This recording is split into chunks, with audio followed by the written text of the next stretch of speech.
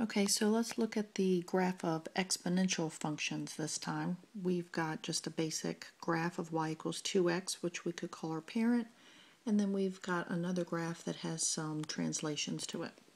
So if I'm graphing y equals 2 to the x, I'll just start with a basic point of 0, and the calculator can help you make in the table. So 0, 1, 1, 2, 2, 4, and 3, 8. And it's just going to keep going up very quickly. And then as you go this way, what happens is these points get closer and closer to the x-axis. So kind of sketching a nice little graph here, and I'm getting closer and closer to the x-axis, but not touching it. Okay, and now let's talk about asymptotes, and then we'll do domain and range. The horizontal asymptote is going to be y equals 0. And what you can do is you can look out here, and there's nothing being added or subtracted to the base being raised to the exponent. So you could think of it as a plus 0, and whatever's out here creates your horizontal asymptote.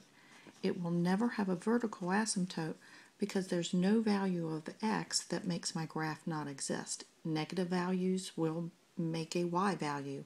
Positive values for x will make a y value. So that means my domain is going to be all reals. But my range is going to change a little bit because I cannot get 0 for a value, for a y value. So the range is going to be y is greater than 0. Now let's think about x-intercepts. I'm never going to touch the x-axis with this particular graph, so I'm not going to have an x-intercept. I'm going to have one y-intercept because I'm going to cross it in one place. And we'll talk about end behavior a little bit. So as I go to the left and I don't end, I continue going forever.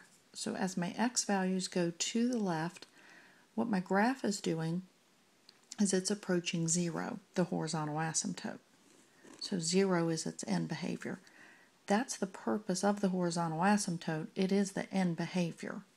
Now, as I go to the right side, as my x's get bigger and bigger, what is the graph doing? It's going up forever, so that would be a positive infinity. Now let's look at what happens when I have some translations, such as this guy. Now let's look at our asymptotes first. This is going to be my horizontal asymptote, so y equals negative 5. Now a lot of times students will get confused and think this is going to produce the vertical asymptote, but it's not because you don't have one. Vertical asymptote has to be where the graph is undefined, and values of x here don't make the graph undefined, they will make it shift. So I do not have a vertical asymptote. Okay, so let's put some points on here so we can get a little bit of a graph. And again, calculator can help you with some points. I'm using negative 4, 4, negative 3, negative 3, negative 2, negative 1, negative 1, positive 3, and then I'll put one more on here. I may have to kind of estimate this one, 0, 11. I think that goes off my graph a little bit. So let's draw in our horizontal asymptote.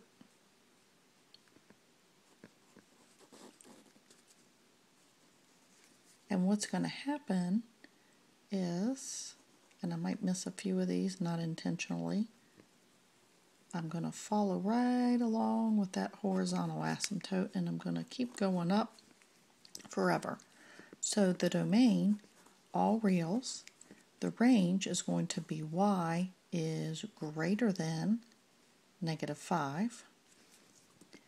And my x-intercept, I'm going to have 1 because I can touch the x-axis. And the y-intercept, I can touch the y-axis. It may take me a while, but I can touch that. End behavior. As I go to the left, what's happening as I go to the left is I'm approaching my horizontal asymptote of negative 5. horizontal asymptote is the end behavior on that side. And then as I go to the right, the graph is going up.